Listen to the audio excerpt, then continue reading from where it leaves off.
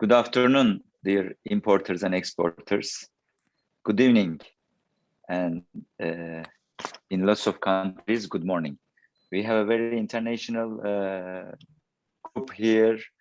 We have speakers from 3 different chambers from 2 different countries. We have 1 ambassador and 2. So proud of Coimex team who will get all this global group all together. Dear importers and exporters, hopefully, and this will be a very valuable meeting, and you will have lots of benefits after these meetings, which you will use in your trade, and you will make more exports to these countries. Here we have speakers, very important and precious speakers with us. Thank you. I want to thank you to all of them for their valuable time. I will introduce them one by one, and we continue with each country. First, we will go to South Asia. We will listen to our ambassador of the People's of Republic of Bangladesh in Ankara, His Excellency Mr. Masood Mannan. After that, we will go to Nigeria. We will listen the General Director of Yenagoa Chamber of Commerce, Mr. Varmata Jones. After that, we will go back again to South Asia. We will go back to India. We will listen the speech of the commercial attaché of Turkey in Mumbai, His Excellency Mr. Hussein Aydin. And then we will go to Uganda, to Africa, and we will listen the General Secretary of Uganda National Chamber of Commerce, Mr. Stephen Kabagambe. And then we will go to Nigeria.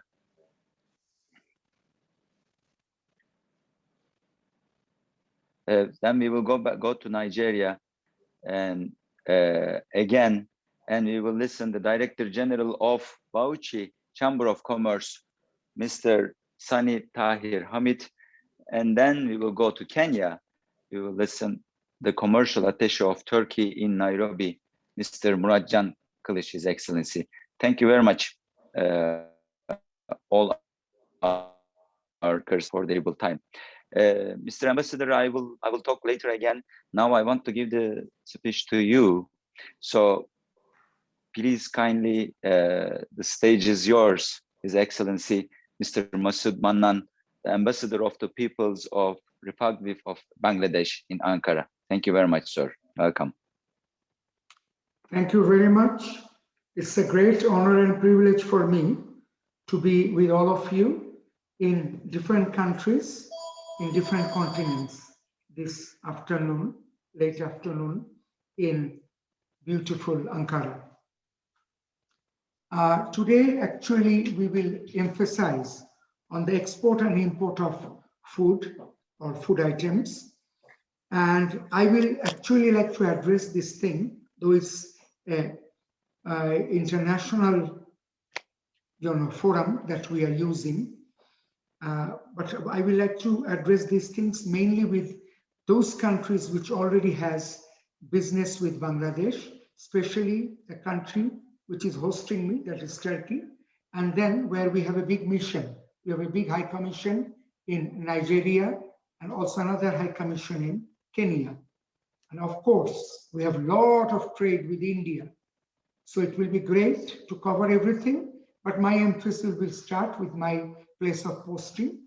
So I thank, first of all, the Coimex CEO and his team for inviting me to this August gathering. And I can see from the list of participants that many small and medium organizations, business organizations, are viewing this program. The number was more in the list, but I think they will soon come and join us. 27 we can already see here. The independence of Bangladesh was earned through a big war of liberation. in 1971. Bangladesh inherited a war-hit economy in the same year, and Bangladesh started its journey almost with an empty coffer. Due to 2 decades of exploitation, the economy was stuck in the vicious cycle of poverty for the first decade. The 50th year of independence and the birth centenary of the father of the nation of Bangladesh, Bangabandhu Sheikh Mujibur Rahman, which is being observed this year, are undoubtedly a beacon of hope for my country, Bangladesh, and the Bengali nation. Much of Bangabandhu's dream of building a golden Bengal has come to see light today. It's come to fruition. Bangladesh is now on the verge of becoming a strong, developed, and prosperous country. Bangladesh has already received the final recommendation of the UN for the transition from a least developed country to a developing country, you all know, on 26 February this year. This is a big milestone and a landmark event for Bangladesh. Bangladesh has shown tremendous success in the last 3 decades, especially in the areas of per capita income, growth in this line, human resources index, and economic index.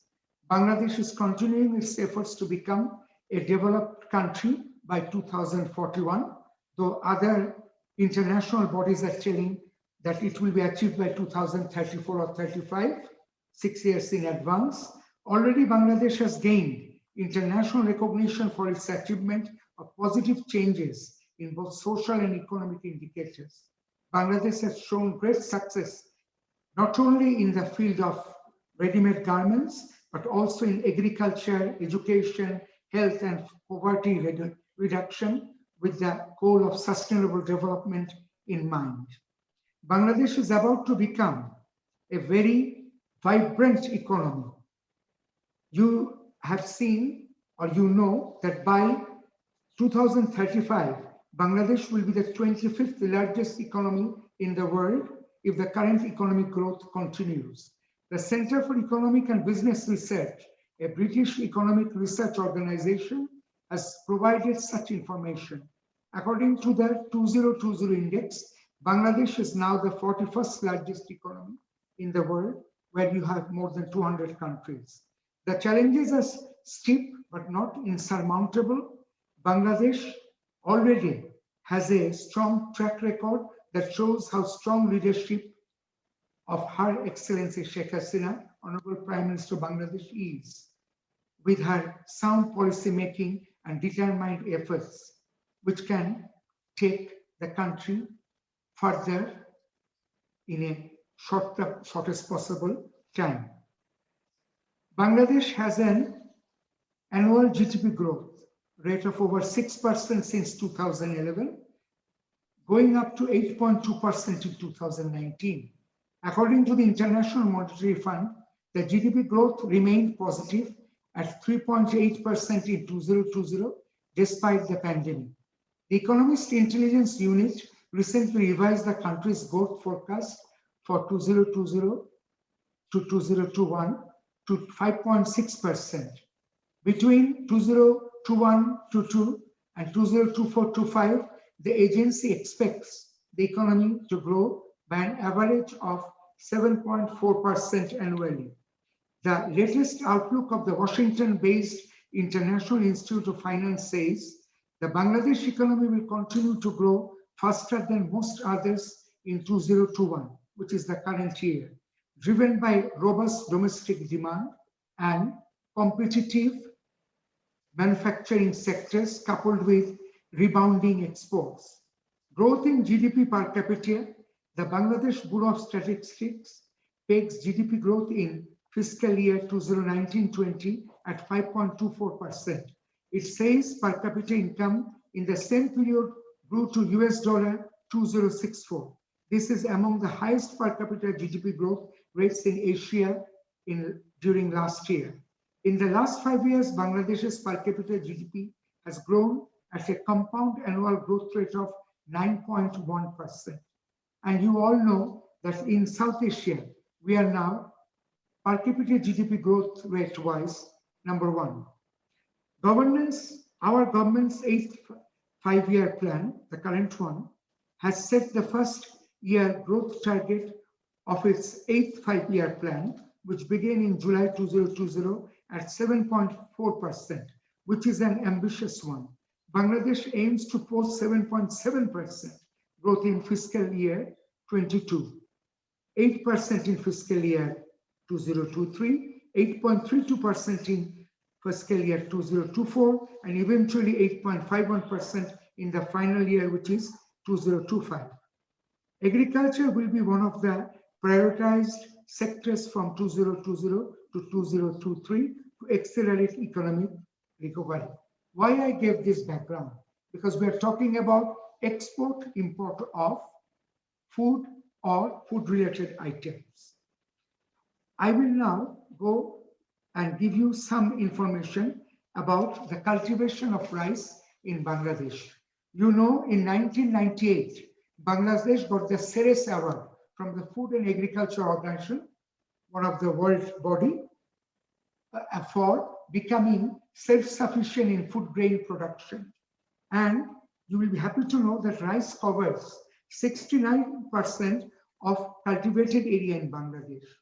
And we have three kinds of rice produced mainly. 34% of that is almond, which is raised during monsoon, cultivated during monsoon.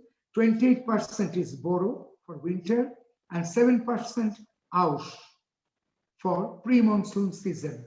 The share of the other products in the rest of the cultivated area is 5% for pulses, 4% for spices, 4% for jute, 3% for mustard, 3% for winter vegetables, 3% for maize, 3% for potato, 2% for summer vegetables, and 1% for other oilseeds and soybean.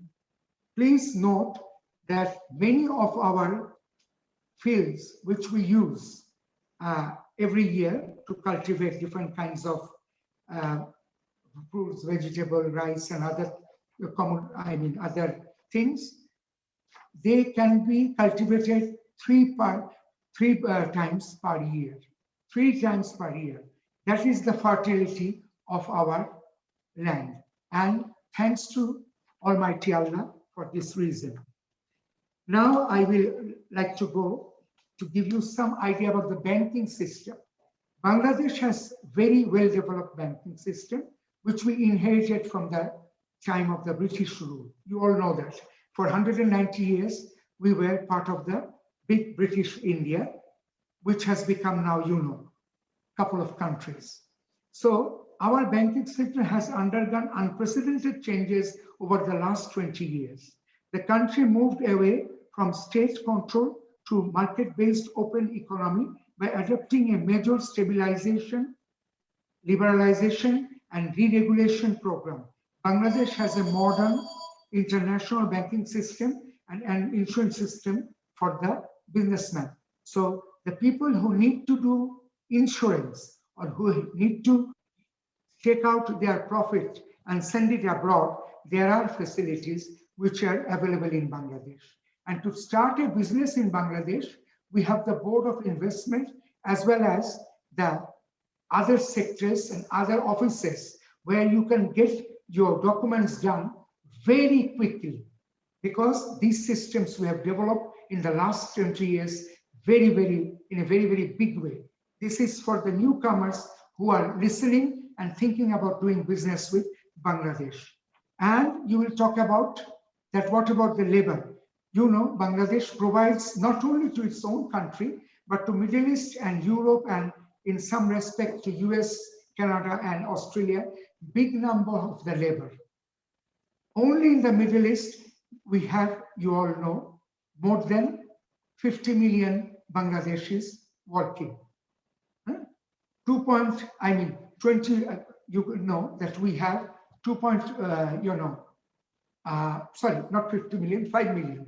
So 2.4 million of this 5 million is only in Saudi Arabia, and more than 1.5 million is in UAE. So these are the things I want to draw your attention that we have in a big way skilled labor who can help people who are interested to business and start some joint venture or their own business in Bangladesh in a big way. Now I will finalize in my last few paragraphs about the import-export possibilities. Bangladesh exports, lot of in these food items, lot of rice, especially the variety which is needed for preparing plov and biryani, high quality rice, like kalijira, katari bhog, this kind of. And we export to Europe and America, including Turkey, frozen fish and shrimps, seafood. This is also very good. And some fishes are also sent, especially to Europe for our big population there, which I will not call totally, frozen for a long time. They come maybe within a week or 2 weeks directly from our rivers or the Bay of Bengal for the people of Bangladesh working in Britain and other countries in Europe, plus New York in a big way. Then we have snacks, special snacks we prepare, especially our people working in Middle East and some also, and juice also in Africa.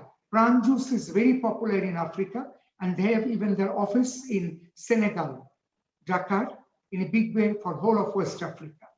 As I mentioned, shrimp, lobster, and prawn, all varieties are very popular in the West, plus in this country where I am now, and Central Asia, Middle Asia, where I was working before. We also have other commodities which who are interested, if they contact our office, we can tell them inside our products of food. But we also import. This some might be of interest to some. We need sometimes the regular rice because our is a big population. Officially it is 168 million, but unofficially maybe more. For this big population, from time to time, we import rice from abroad, especially for the daily staple food. And we also need lentils of different variety. Plus time to time, we import onions and fresh vegetables, mainly from our neighboring country, but we are ready to import from other countries as well if the price is suitable. Don't forget, we don't produce all varieties of fruit. We are famous for mango, lychee, guava, pineapple, coconut, but we don't produce, say, apple. We don't produce huge quantity of orange. We don't produce peach or cherry, which are also popular in Bangladesh. So if some people are interested, they can also think about exporting fresh fruits, dry fruits, and nuts, which is also one kind of dry thing that you can think about exporting to Bangladesh. For all this purpose, we have many chambers of commerce for the people who are in the field of export and import, as well as there are, other, organizations, as I just mentioned before, who can expedite the process of opening small and medium businesses jointly or individually in Bangladesh. And I've already mentioned about the insurance and banking system. So thank you very much for giving me time. And I wish that some of you take the time and contact us for the addresses of those chambers of commerce, either from our office, Consul General's office in Istanbul, or from our office in Ankara, the embassy, where we have a commercial section. And finally, for Nigerians who are in big number here and Kenyans, they can contact our high commissions in the capital of Nigeria and the capital of Kenya. Thank you very much for giving me this time. Thanks to our brothers who organized this wonderful program. Thank you very much. Thank you, Excellency. Thank you. I have two questions to you, and I really appreciate and thank you very much. I'm so glad to listen to you. I'm in international business last 25 years actually, and I studied in lots of schools on global trade. But first time somebody told me that I can sell regular rice to South Asia, because we were never thinking about it. Thank you very much. It was so nice. I took my notes, and we will inform all our members that they can sell regular rice, which is in Turkey. It is in Balıkesir area, in Black Sea area, there is regular rice, not basmati rice. So always we were thinking that rice is from South Asia, like India, Pakistan, Bangladesh, Sri Lanka. Always. Let me interfere. You are correct, but I told you these are on special occasion. Maybe for some natural reason, 1 year the production was not up to the mark. Because I told you, we have become in rice production self-sufficient. But sometimes when the weather is not good, you have to keep in touch with your brothers in the chambers in Bangladesh. They will give you the news or the information, and then you will avail the opportunity. Generally, not every year we need big amount, but sometimes when the situation is not so good with the production amount, then we go for the regular rice. Otherwise, maybe we are, import basmati and we sell, I told you, the high quality, Kalijira and then Katari Bhog, these not in very big bulk, but we do it to countries where people are very fond of biryani and plov, even in your country, Turkey. Yes, thank you very much. Actually, and you mentioned the onions, and you mentioned nuts. We did only a few years back. Onions. You already know. In Turkey, we took onion for Bangladesh. Okay. From Turkey, you bought onions. Wow. Fresh onions, you mean? Yeah, okay. We did it. I will check and the logistics ways, actually. And vegetables. Fresh vegetables. Like, yes, what do you mean, like carrots? By ship or by plane even, when the time is. Yeah. Okay. I have lots of questions to you, but I think but we have lots of valuable speakers with us. We need to listen them also. I would appreciate if we can make an interview with you in the following weeks, and then we ask all, especially I think I will maybe I will visit you and I will ask all the questions of all our members, all the traders questions about Bangladesh, because people are wondering what they can sell to this 168 million people country, and which has big lobby in UK and in Saudi Arabia and UAE. I am sure you will have lots of things to say about halal foods also, but I will take this in another place. Now I will ask you one question only. I will ask you that questions I will ask you in our interview, and I will send this interview to all our members. Now I have one personal question. Can I ask this personal question to you? Please. Because you are a Bangladeshi, Your Excellency, yes, but you are a Bangladeshi man living in Ankara. What is, when you go back to Dhaka, what is the item, the one you see and you are buying in Ankara, or your family is buying in the supermarkets in Ankara, but you cannot find, or if it's available, you will buy in Dhaka when you go back in the future, in the supermarket, from the supermarket items. Let me tell you, that's why I spoke about the vegetable and fruits. When I first time came to this country in 1997 with my Honorable Prime Minister Sheikh Hasina, a picture you can see behind me, the lady on the photograph. 1997, when the D8 summit took place first time, I went to the shops, open market, and all of us in the delegation bought a lot of cherries. We don't produce any cherry, but it is very, very popular in Bangladesh. Fruit, cherry fruit. Not only the juice, the fruit itself is very popular. And don't forget, I already given you a hint that we are very fond of the different kinds of nuts, pistachio and everything. Especially you also use a lot of nuts for the special kind of pulao that you make and eat. It is very popular. So those nuts, except one or two variety, all are produced in this part of the world, not in Bangladesh. Bangladesh, we produce the normal variety of badam, China badam. You know what I'm mentioning about, but not the cashew in big amount, not at all the pistachio. So if these things we find, whether it is, you have produced it here, or you have you are doing joint business and you're sending it to Bangladesh, the big market, people will love it. And juice, I have hinted you.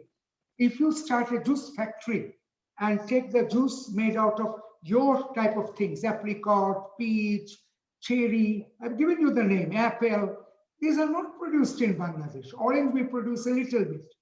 And you offer at a very competitive price. There will be competition because from Uzbekistan, maybe somebody will also bring. They also produce the same thing. I was ambassador. Of course. So what I'm telling, these are your big opportunities. And I will always suggest people who come for short time or who are working here, they will always think, yes, juice, this, nuts and these fruits, these are one of the best. And if you think about the kebabs that you produce, we don't have, I think we have only one or two, Turkish restaurants there. If somebody opens a Turkish restaurant with Adana kebab, it will also be a grand success. Because I'm very fond of that. You have special kind of beef dishes. We produce it very spicy, but your one is spicy, but in a different fashion. Not just spicy with murich. Okay. You know what I mean? Yeah, I got what you mean, sir. Not Thank murich you. Means pepper. I'm Thank just, you. Telling you our Thank name. you. We call Thank murich you very in much, Bangladesh. Excellency. So Thank you, these things Excellency. you can easily, Amazing.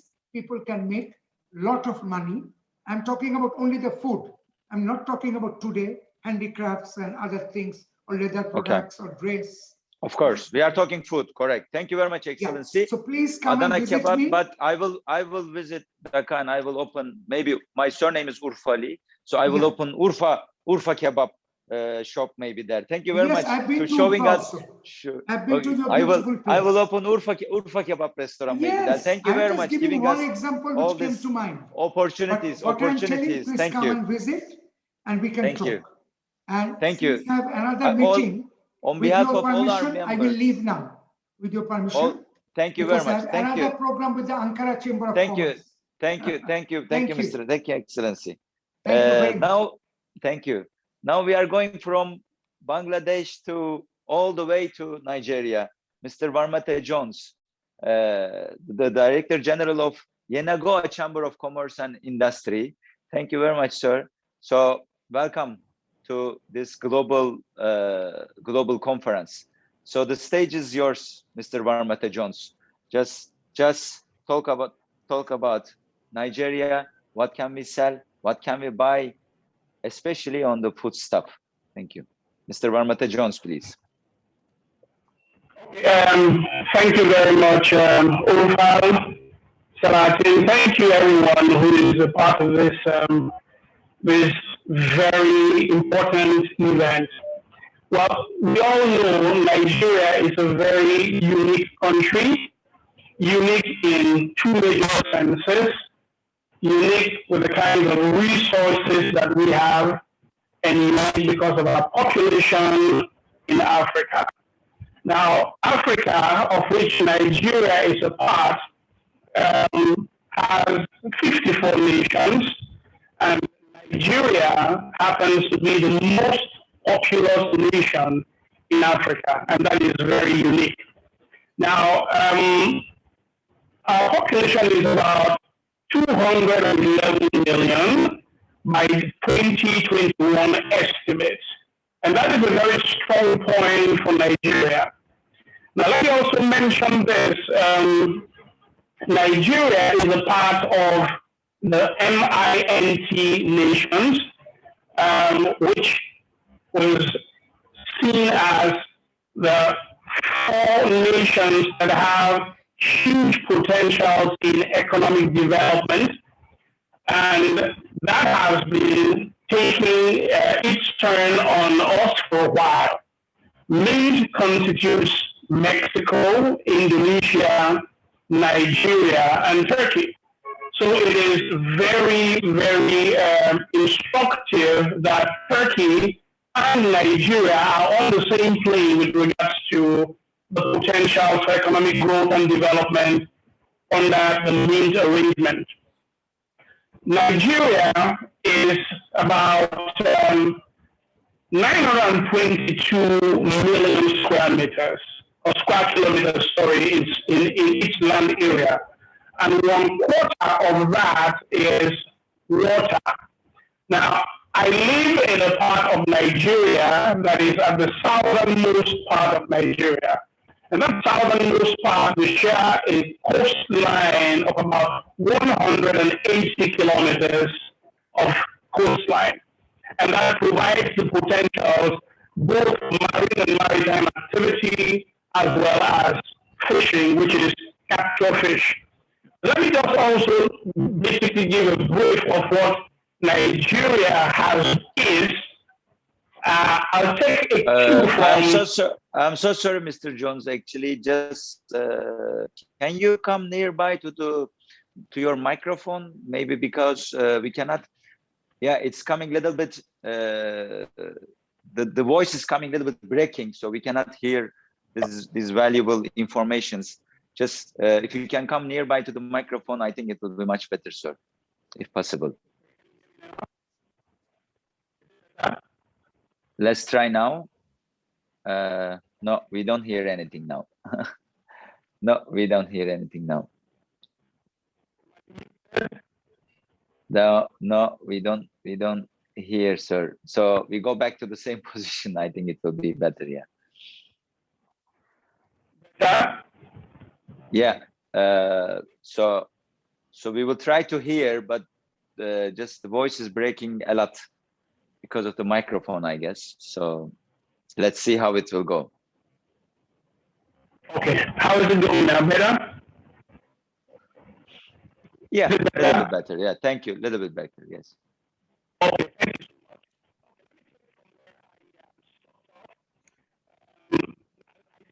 No, we don't hear anything. We don't hear anything now. We don't hear at all. Better now? Yes, maybe. Okay, you can hear? Yes, we can hear you. Okay, so let me continue then. Better, right? Better. Not perfect, okay, but okay. better at least, yeah.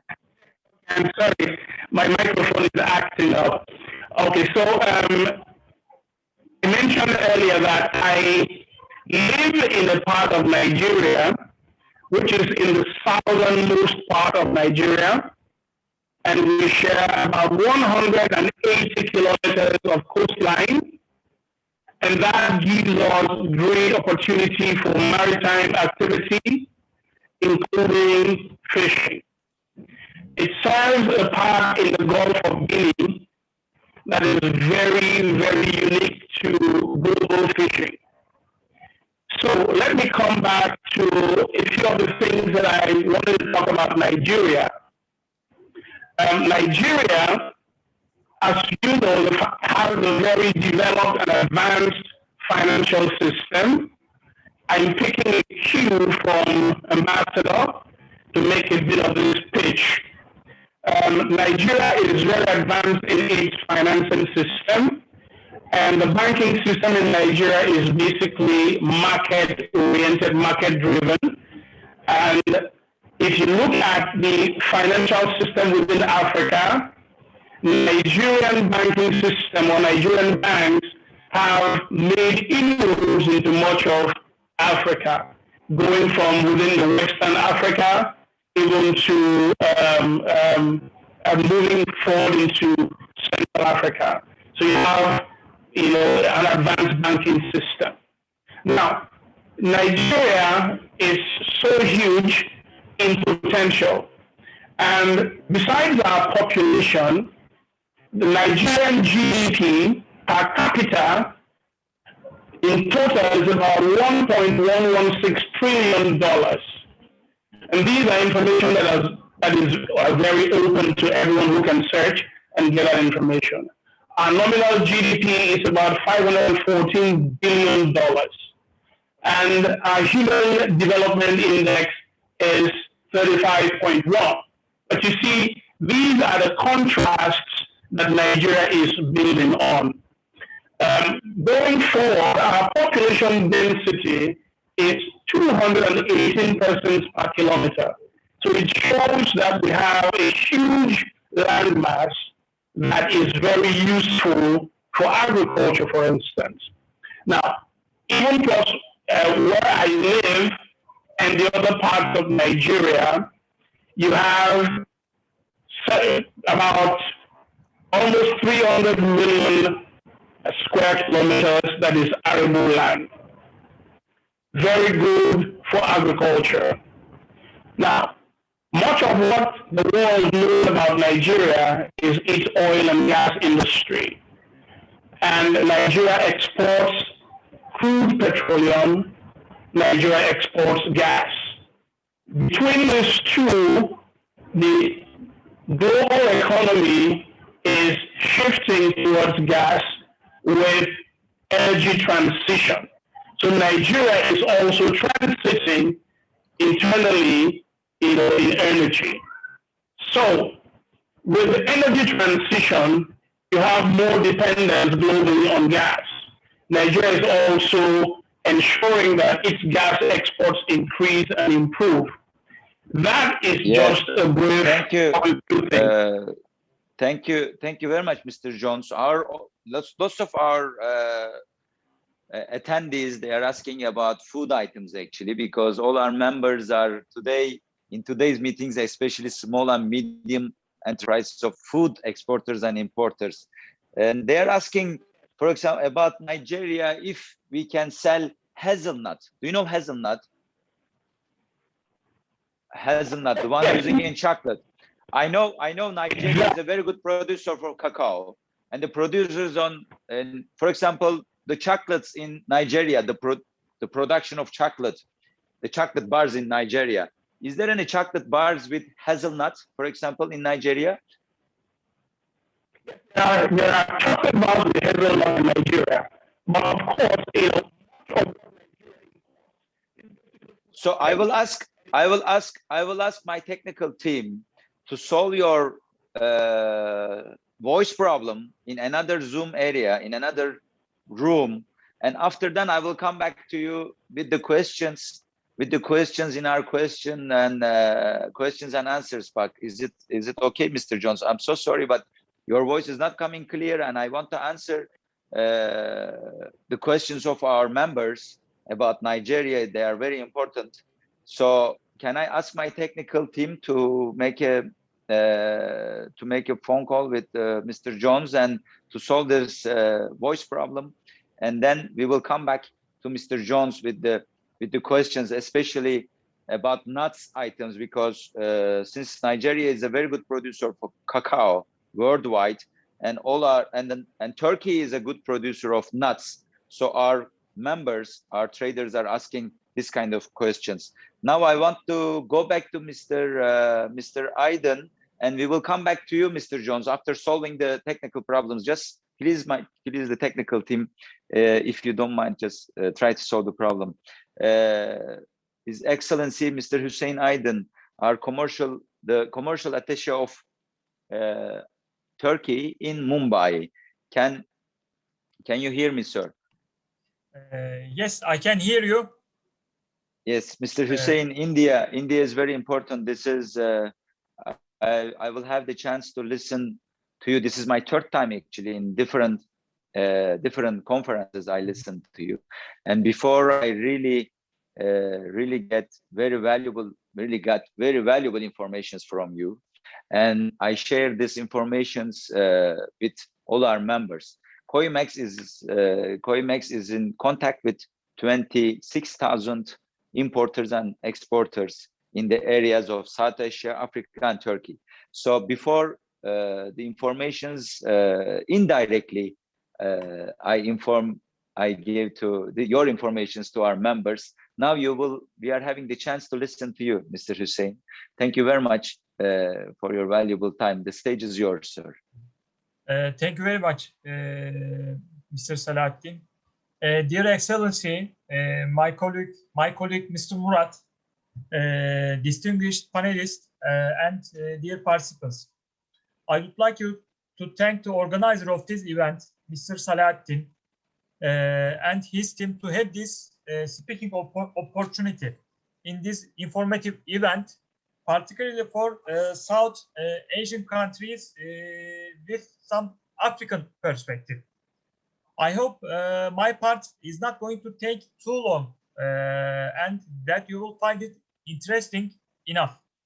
The purpose of my speech, my part, is to give you some points on Turkey's business profile and Turkey's opportunities with India. Now, let me begin by explaining some figures of India's foreign trade in very general sense, including populations and country size, etc. And secondly, I want to cover Turkey's bilateral trade structure with India. And finally, I would like to finish off by giving some ideas on business opportunities for our Turkish companies for Indian market. Hello, Hello, Mr. Sani. How are you, sir? Welcome. I am fine. Okay. Uh, So you are in Good, Nigeria. good day, You are the good day. good day, everyone. Welcome from Bauchi, Nigeria. Welcome, sir. We are with you. The stage is yours. We are listening to you. M- My name is Sani Tahir Hamid, Director General, Bauchi State Chamber of Commerce, Industry, Mining, and Agriculture, Nigeria. I will go straight forward to the point that I will present in this event. Period to the 1970, agricultural export were Nigeria's main source of foreign exchange. Nigeria was a major exporter of cocoa, cotton, palm oil, palm kernel, granite, and rubber. At present, Nigeria traded worldwide with about 100 countries. Nigeria is exporting goods and products to 100 countries in the world.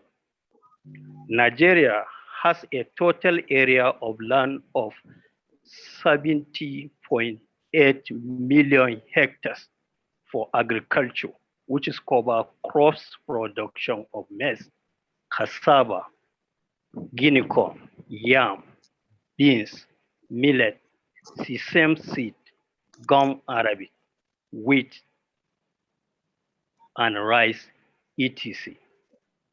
The major crops produced in Nigeria is rice. A total number of 5 million metric tons of rice was produced in the year 2020. Over 45% of the Nigerian citizens engage in agricultural sector, mainly at subsistence level. Nigeria is the third largest producer of sesame seed in the world, after India and China, and the largest in Africa, with production capacity in excess of 1,500,000 metric tons per annum in the year 2020. The Federation of Agricultural Commodity of Nigeria has revealed that Nigeria had agricultural export of 127 million in the first quarter of 2021, and the same top the list of exported agricultural commodity at 41.9 billion. Nigeria is the third largest cocoa producer in the Africa.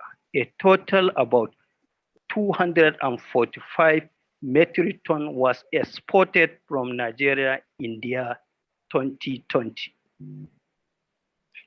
Some of the agricultural products export from Nigeria to Turkey. 1. Oil seed. 2. Olive fruit. 3. Grain. 4. seed. 5.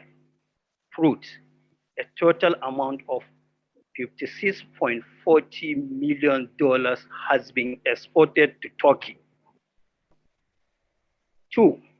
Cocoa and cocoa preparation, a total amount of $511.92 million has been exported to Turkey. Edible fruit, nut, peel of citrus fruit, and melon, a total amount of $451.56 million has been exported to Turkey. Cotton, a total amount of $401.45 million has been exported to Turkey. Mr. Sani, these are yearly figures? Are they yearly? Hello? Hello, are they yearly figures? Like these are yearly exports from Nigeria to Turkey? It's annual exportation Annual. to, it's an annual exportation to Turkey. I didn't know that. We are buying a lot of items from Nigeria. Like, wow, it's and the numbers are quite huge actually. Like what you are talking about is huge. Yes, of course, sir. Wow. Yes. So I will continue. Please.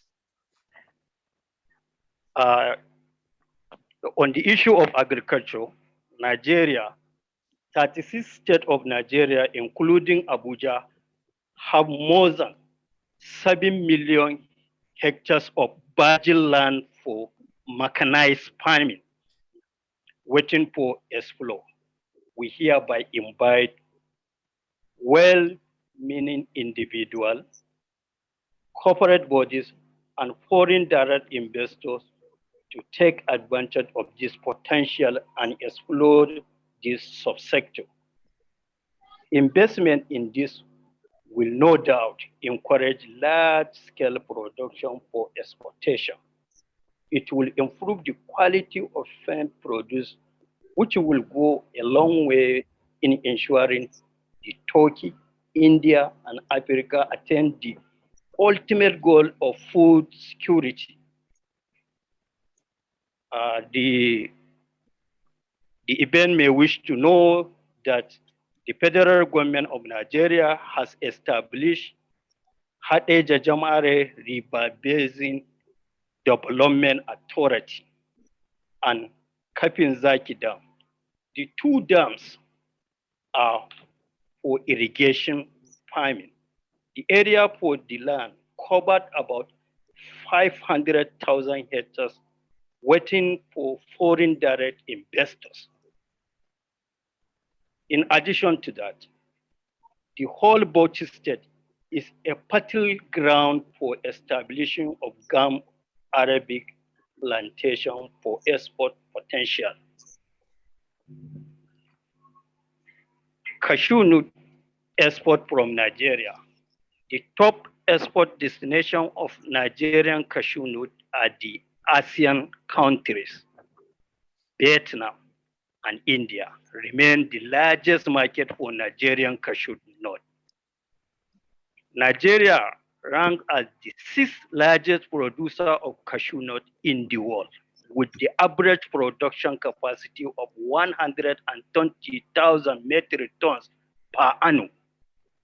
Cashew I think these cashew nuts, they are going there to process, correct? Like Nigeria is selling the cashew nuts, unprocessed cashew nuts to India and Vietnam, and they are processed there. They are getting out of the shells, and after then from India, it's selling to all worldwide, I guess, because we are buying, as Turkey, we are buying cashew nuts from India, and we are buying from Vietnam. And you are saying it's from Nigeria. So yeah, you are buying it from Nigeria. You are purchasing it from Nigeria. Where eventually, some indirect way, we are buying from Nigeria. Yeah. It's processed in India, I guess. Yes. In continue with cashew is growing in about 19 states of the country. 19 states of the country. On the small scale business opportunities in Nigeria, we have cement production, we have recycling. Recycling, it comprises scrap metal recycling, all sorts of household plastic, rubber interlocking making.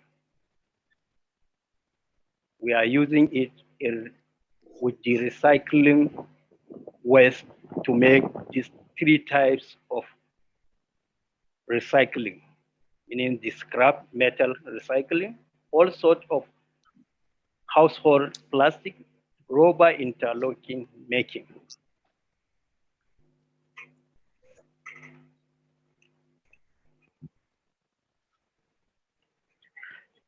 The major export destination of Nigerian fermented cocoa beans are the Netherlands, Germany, Indonesia, Malaysia, and Belgium. The value of agricultural product exported to Asia in the year 2020 is amounted to 30 billion naira. Europe was the second largest destination region of agricultural product, which is estimated at 16.7 billion naira. Nigeria relies on import to meet its food and agricultural product needs. Estimated import of agricultural products are about $10 million annually. Major sources for agricultural import to Nigeria are Europe, Asia, United States, South America, South Africa. Nigerian dairy market. Beginning of February 2020, the Central Bank of Nigeria launched a program to conserve foreign exchange and encourage local production of milk and dairy products. The country's dairy market is potential as large as $6.5 billion. Thank you very much, sir, Mr. Sani, but you are always talking about what Nigeria is selling to worldwide. Can you give us some clue what Turkey can sell to Nigeria or India can sell to Nigeria? Is there any items like you can give us some clue, like for example, like they say, like fresh apples, like can we sell fresh apples to Nigeria? Which I don't think so, but I don't know. Yeah, Nigeria, we are in dear need of fresh apples, and the fresh apples are imported to the country from various countries of the world. Yeah, as I understood, all the world is buying fresh apples nowadays. You know, like Nigeria is buying, India is buying. I don't know, something is going on this fresh apple. Like all our traders should consider this as an opportunity. Yes, of course. They have to consider it as a large opportunity for them to import fresh apple to Nigeria. Okay. So can we summarize, sir, like in a minute? So after that, we will come back to you with some questions. Can we summarize your speech, please? Yeah. I will give the challenges of exportation in Nigeria. Bottleneck of import and export in Nigeria. 1, inadequate storage facilities and poor distribution network. Lack of modern storage facilities for agricultural produce has led to significant post-harvest losses on account of produce perishability. Poor distribution network of farm produce from the major food belt is equally hampering the quality and quantity of agricultural export in Nigeria. Nigerian market opportunity for the export product. Nigerian Export Promotion Council estimated that there is untapped potential of cocoa beans amounting to $425 million to the 10 best market by this year, 2021. The countries are Germany, Malaysia, Singapore, Turkey, Netherlands, Italy, Japan, France, Mexico, and Indonesia. Turkey was the fourth one you mentioned, correct? Yeah, and the list, yeah, Turkey is not well, one. the fifth one is Netherlands. Mr. Sani, I will come back to you with the questions actually later on.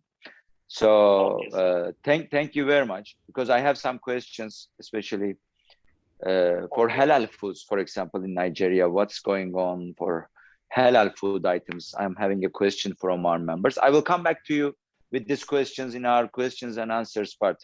Thank you very much, sir. Now, thank you, sir. Thank you, sir. Thank you, we are in Africa, but from west, we are going to east now. We are going to Kenya. His Excellency, Mr. Murat Can Kılıç, thank you very much for your patience. You waited and you listen all the speakers.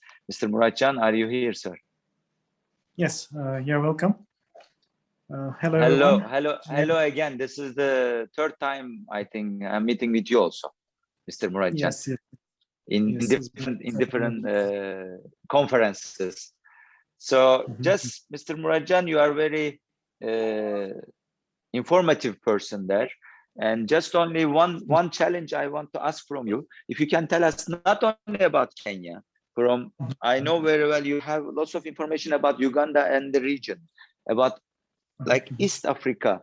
I think these countries are similar to each other.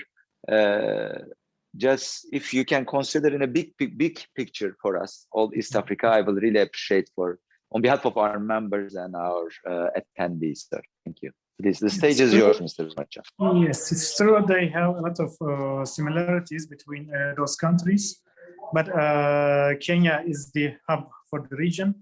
So when I speak about Kenya, it is also relevant with the surrounding countries mostly. So I am Murat Can Kılıç, Turkey's Commercial Consulate in Nairobi. I have been holding this position for more than 3 years now. As we all know, Africa is the world's new center of attention for some time. As the number of emerging economies increases, different countries showed interest in doing business with the African continent. Likewise, Turkey is trying to prove itself in the African market and survive in the fierce competition environment. As a commercial consulars, our main duty is to increase trade volume between our countries. Kenya is the largest and most advanced economy in East and Central Africa, with strong growth prospects supported by an emerging urban middle class and increasing appetite for high-value goods and services. Kenya is contributing to more than 50% of the East African Community region's GDP. The country is uniquely positioned to lead a surge in localized supply chains and is open for business. By the way, as I said before, when I speak for Kenya, it will not be very inaccurate to take it as Eastern Africa, because many things are similar and intersecting in the region. You would not find so many differences between the Kenyan and Tanzanian coast, culturally or business-wise, for example, or western parts of Kenya and Uganda. Also, the East African Community is a customs union between Kenya, Tanzania, Uganda, Burundi, Rwanda, and South Sudan. It makes it official as well. As Kenya being an agriculture-dependent economy, food products has a key role for the country's exports. Kenya is the #1 exporter of black tea in the world, and the product corresponds to 20 to 25% of the local total exports. Kenya is also one of the biggest exporters of macadamia nuts, pineapples, avocados, and coffee in the world. However, the country is importing a lot of food products as well. #1 food import for Kenya is palm oil from Indonesia and Malaysia mostly. The staple food for Kenya is maize flour and is mostly produced locally. Wheat flour is also consumed widely, but the country's own production is way behind the demand, so it's also imported in huge amounts. Sugar, pasta, food preparations, all kinds of processed food are widely being imported too. Fruits like apples, grapes, mostly imported, and Turkish companies started to take part in this market. For example, apples market is dominated by South Africa and Kenya. Is almost more than 90%. It comes from South Africa, but Turkey in last 2 or 3 years, Turkey became number 2 after South Africa. But of course, you cannot even compare like the market like more than 90% still from South Africa. But we used to export 0 apples 2 years, 3 years back. Now we have also started. The same case for raisins. It has been mentioned when we were discussing India. It doesn't have a very big market in Kenya, but it's almost all coming from Turkey, I can say. For example, other Turkish traditional agricultural export products like apricots, figs, hazelnuts, they don't do very well in Kenyan market. They are not very well known in Kenyan market. These products almost is very hard to see them being sold. Peaches, cherries, also they have very small market in Kenya. We have mentioned Kenya is a very big agricultural power, and they did not have much trouble for producing food products until recently. By the end of 2019, the locust invasion damaged the crop fields. After that, we started to experience negative effects of COVID since last year. And this year, the drought is hitting the country very hard. President Kenyatta has declared drought and national disaster in 27 counties out of 47 last week. We hear very sad news from the different parts of Kenya every day. Food security is under serious threat in Kenya nowadays. Food security has always been a hot topic in Kenya. It's part of the country's Big Four agenda, which is a development plan for the 2017 and 2022 period. To achieve this, the country wants to promote large-scale commercial agriculture production, mechanized agriculture, local manufacture of agricultural inputs, develop logistics and storage. Therefore, I think we must also look at investment opportunities along with exports and imports. Most food products of Kenya are exported as they are, with zero or very little value addition. Most packaged food in the market are imported. For example, there is no pasta manufactured in the country, and the consumption is there. The country is exporting a lot of avocados, but very little avocado oil, for example, which has been a very popular ingredient in cosmetics and pharmaceuticals recently. I can give several more examples for different products as well. At this point, I would like to mention also the Kenya Investment Authority, who are doing a good job in promoting and facilitating foreign investments. I would recommend working with this government institution. Secondly, county governments can also play a key role in Kenya regarding this kind of investments. Agricultural lands can be leased with very affordable prices from the county governments, who is willing to create job opportunities for the locals.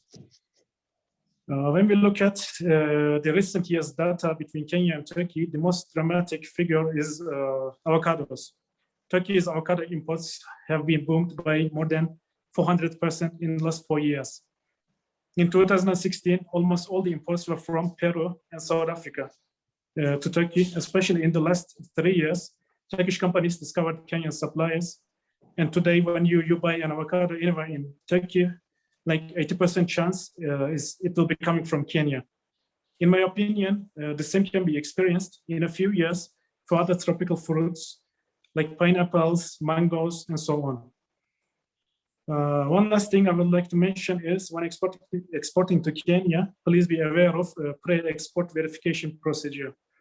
It is a conformity assessment procedure applied at the country of origin to ensure compliance of imported products with the Kenyan standards. Goods meeting requirements will be issued with a certificate of conformity as proof of compliance. This assessment is done by independent parties appointed by Kenyan authorities, which are SGS, Intertek, and Bureau Veritas in Turkey at the moment.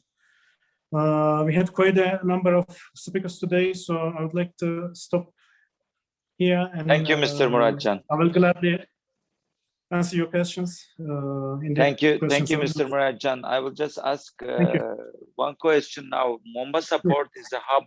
It's a hub for which countries? Like, can we consider like South Sudan?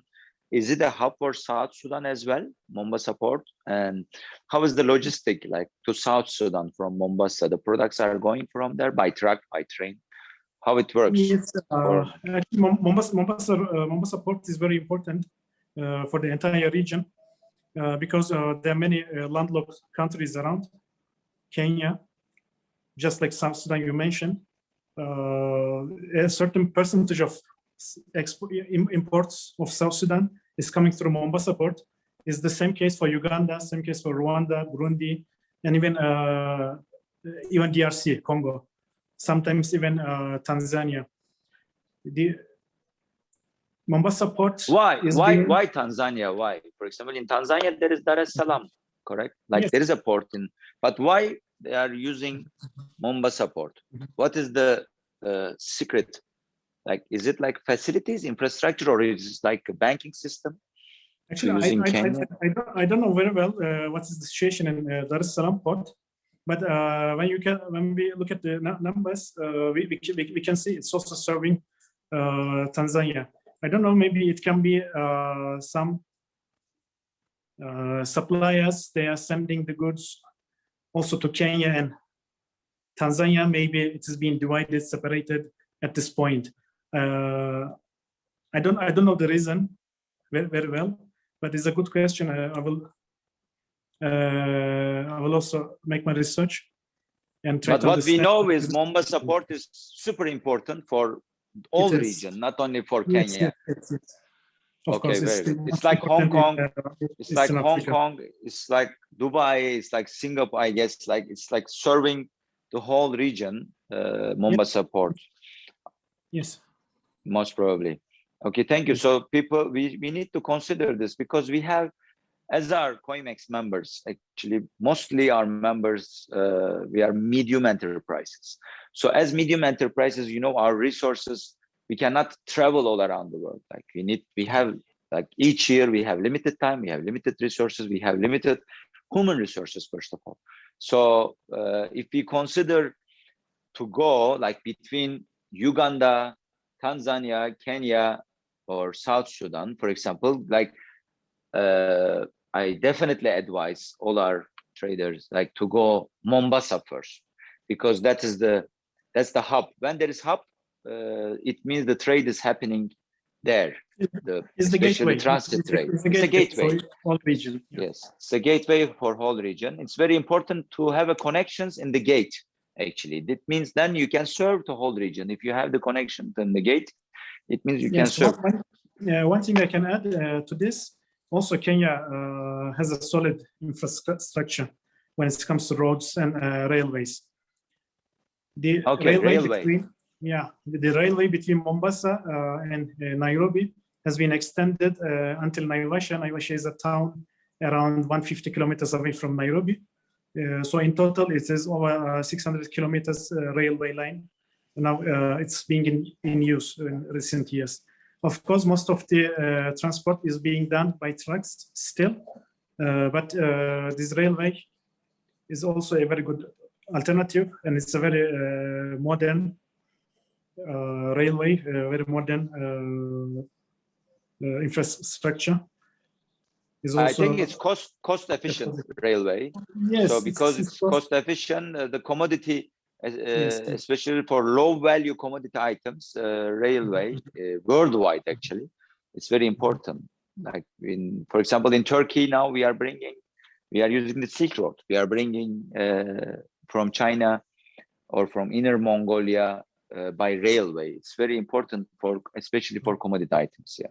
And when we think now the logistic cost, I'm sure everybody in this conference, everybody is aware of the logistic cost. The sea freight cost is very high. So because of this, railways are very important now. Thank you very much, Mr. Muradjan. Thank you. We will come back to you with the questions, if you don't mind. Thank you. Do you want to add anything else, or we will wait for the other information, the questions, and answer quickly? No, thank you. When there's questions about Kenya, I would like to answer, please. Thank you. We are still in Africa, but we are going, I don't know how many kilometers from Kenya to Nigeria, but now today I am jet lagged. You know, we went to India, we went to Bangladesh, we went to Kenya, we went to Nigeria, and we had some technical problems, and we went back to Uganda. Now, can we go back to Mr. Jones if our technical team solved the voice problem? Are you here, Mr. Jones? Did we solve the could we solve the voice problem of Mr. Warmate Jones? Yes, on his phone, it must be working well. Hello, Elif. Hello. Hello again. I'm so welcome, sorry. Mr. Jones. Please. Now we are hearing you very well. We cannot see you, okay. but we know. But we saw you before, so we know who you are. So, and we saw your officials as well from Yenagoa Chamber of Commerce and Industry. Mr. Jones, if we can summarize quickly your speech, then we will go to questions and answers. Yeah, please go ahead, sir. Welcome back again. Okay, thank you. Because I am aware of timing, let me just direct most of my intervention to address the issues of food, imports and exports from Turkey to Nigeria. Especially, and in the last, you mentioned about import of nuts and hazelnuts from Turkey and the potential for that in Nigeria. Let me just mention specifically that much of the fruits that are imported basically comes from within Africa, especially apples comes from South Africa, and pears and quinces, whether fresh. The value of that from South Africa alone is about $35 million. That's by 2019 averages. Nigeria imports also citrus fruits, fresh or dried. They import grapes, fresh or dried. They import nuts, hazelnuts, and all of that, including also dates, figs, pineapples, avocados, fresh or dried, cherries, peaches, plums, sloes, all of that fresh or dried. So the point clearly is that there is a huge market for all of this in Nigeria. Now, I know that Turkey does a lot of imports, especially about Nigeria's imports from Turkey often is in machinery and equipment. So the market for hazelnut and fruits is very small. But let me chip in this before I conclude. You know, Nigeria now is part of the Africa Continental Free Trade Agreement, Free Trade Area Agreement for the 54 nations of Africa. And that by itself has shaped the entire trade relationships with all African nations within Africa. The idea is for integrated trade within Africa. And so that poses a huge competitive environment for nations outside of Africa to export into Africa. Because of course you would understand that under the AFCFTA, there is a liberalization of trade. And so tariffs from within African trade would be down. And so imports from other nations would have to undergo higher tariffs than inter-African trade. So clearly, put simply, you have a huge market, yes, because one, Nigeria has a huge population. We have huge potentials for imports. Of course, Nigeria does a lot of imports anyway. So I just wanted to be able to address the issue of imports of fruits from Turkey to Nigeria. Yes, it's there. Even though Nigeria accesses much of its chocolates as imported chocolates, not much of the chocolates are manufactured in Nigeria. So hazelnut importation and other stuff that provides that huge market is very welcome in Nigeria. Do you mean, Mr. Jones, thank you very much, to go direct to the point, actually, because traders are wondering this, which product we will sell to Nigeria, which product we will buy from Nigeria. Thank you very much, going straight to the point. Thank you. So you mean chocolate bars? Do you mean the chocolate bars, like confectionery items? Yes, yes, of course. Yeah, you know, chocolate bars, most of the chocolate bars, about 90% of chocolate bars are imported. You know, very few of them are manufactured internally, yes. Okay. And can you tell us about, like Mr. Muratjan mentioned from Kenya, the cross trade to Uganda, Tanzania, and the cross trade to South Sudan and all. Can you mention from Nigeria, we are talking about Lagos port, correct? So can you mention like to Niger, for example, or the other countries, like surrounding countries, the neighborhood countries, there is like infrastructure is there, like trucks, railway, like when we sell, when our members, when our exporters sell some products to Nigeria, is it going to other countries as well, or not? Well, Nigeria is a huge hub, especially within the South Africa, within West Africa, and also being part of the economic community of West African states. And so imports from Turkey or imports into Nigeria essentially would diffuse into essentially most of West Africa. Nigeria has access through Lagos by road to Benin Republic, through to Togo, through to Ghana, and it has access also to Ivory Coast. It has trade access also to Liberia within that axis that forms the ECOWAS corridor. So yes, you have road infrastructure that would help in expansion of trade arrangements within West Africa. Okay, thank you very much. So when we sell anything, so it's very important. It's a gateway again. So of course it is a gateway, yes. It's a gateway again, like how Mombasa, so Nigeria is a gateway again. Just I think all our foreign trade departments, they should check the custom tariff. That's what I understand from your speech in Nigeria, before they make any trade. Maybe they will have some questions about this custom tariffs and all. If you don't mind, I would like to share your chamber's information, your secretary's chamber information to our members. So in case they have any questions about this custom tariff, maybe you can help them. Is it possible, sir? Can I give your contact details to them? Okay, thank you very much. Perfectly, yes, you can. Thank you so much. Thank you very much, Mr. Jones. Thank you, sir. Thank you. We are late, like 20 minutes actually. I was expecting this as the moderator. I was expecting that we will be late because this much globally conference, it's not easy to make. Thank you very much for all our members and traders listening till this time patiently. And I am sure, I'm not hoping, I'm sure they got lots of valuable information and opportunities.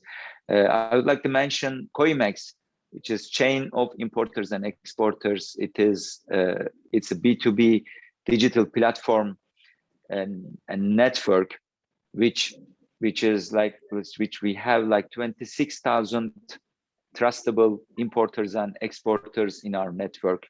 I wish and I hope to see everybody in our network as our member. We are open to everybody in food traders, and if you need trustable suppliers, and if you need trustable customers, please join our network and be our member. And I'm so sure you will get benefits for your companies, and you will increase your global trade. You will expand your international distribution, and you will make more profit and more money. Thank you very much, everybody, for listening to us till now. We will have the video on our YouTube channel. We will keep the YouTube, and whoever wants, they can watch. And we will have the blog afterwards. And all our attendees and all our members, when they have any questions, they can ask us anytime. I would like to thank to everybody, the Yobe Chamber of Commerce here, and the Chamber of Commerce is from Nigeria, our trade consulars and our trade attaches, Mr. Muradjan, Mr. Hussein Aydin, Mr. Jones, His Excellency, the Bangladesh Embassy in Ankara, and of course our team, my colleagues, Coimex team, who work very hard to make this happen. Thank you very much, Onur, Elif, Urjan, Figen, all of you. Thanks a lot. I would like to close the session, and whoever wants to ask questions, they can send us their questions and we will address to everybody. Thank you. Have a good evening, sir. Thank you, Elif. Thank you, Salatin. Thank you. It's a pleasure being. Thank you. Thank you, everybody. Thank you very much.